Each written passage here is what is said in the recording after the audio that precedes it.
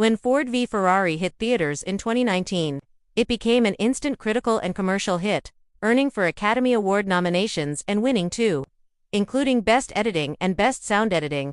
The film, which starred Matt Damon as automotive visionary Carroll Shelby and Christian Bale as daredevil driver Ken Miles, told the gripping true story of Ford's quest to defeat Ferrari at the 1966 24 Hours of LA Mans. But the story could have been very different, and even starrier, if an early version of the project had come to fruition. For years, Hollywood buzzed about the possibility of a dream pairing, Brad Pitt and Tom Cruise taking on the lead roles. Now, Pitt is finally opening up about why that much-hyped version of the film never materialized. A legendary pairing that almost was the idea of reuniting Pitt and Cruise, who last shared the screen in 1994's Interview with the Vampire, was met with massive anticipation. It was one of those projects that had event film written all over it from the beginning, Pitt said during a recent roundtable interview. You've got cars, drama, real-life stakes, and potentially one of the biggest duos in Hollywood. According to multiple industry reports, Cruise was attached to play Ken Miles, while Pitt was in line for Carroll Shelby. The script, based on the book, Go Like Hell, had been circulating since the early 2010s, and the project was originally set up at 20th Century Fox with director Joseph Kosinski, Top Gun, Maverick, at the helm. Creative differences and too many cooks. Despite the exciting prospects, Pitt revealed that the development process became increasingly complicated. We were all passionate about the story, Pitt explained, but there were too many competing visions. The studio had their ideas, the director had a tone in mind, and Tom and I had our own interpretations of the characters.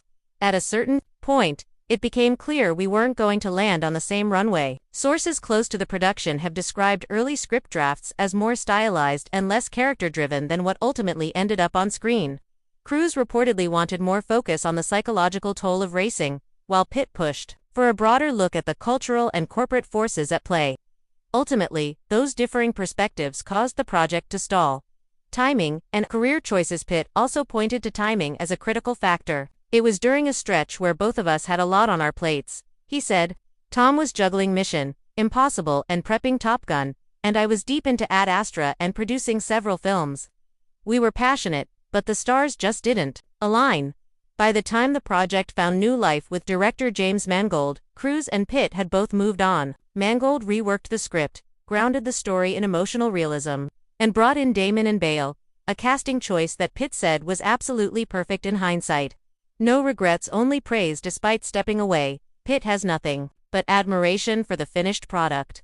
I thought Christian and Matt were phenomenal. Sometimes, a project finds the right people at the right moment, and it turns out exactly how it should, he said.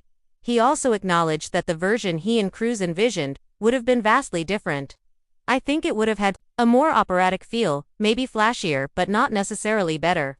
James Mangold captured the spirit of that rivalry and brotherhood so beautifully. That's the version the world was meant to see. Cruise has not publicly addressed the project, but insiders suggest he was similarly supportive of the final film and its success. A glimpse into what could have been while fans still fantasize about what a Pitt-Cruise version of Ford v Ferrari might have looked like. The backstory serves as a reminder of how fluid Hollywood development can be, and how the right casting, timing, and creative unity are essential for cinematic magic.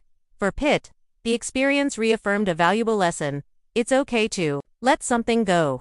If your heart and vision don't line up with the team around you, forcing it won't make it great. And ultimately, the goal is to make something great, whether it's you doing it or someone else.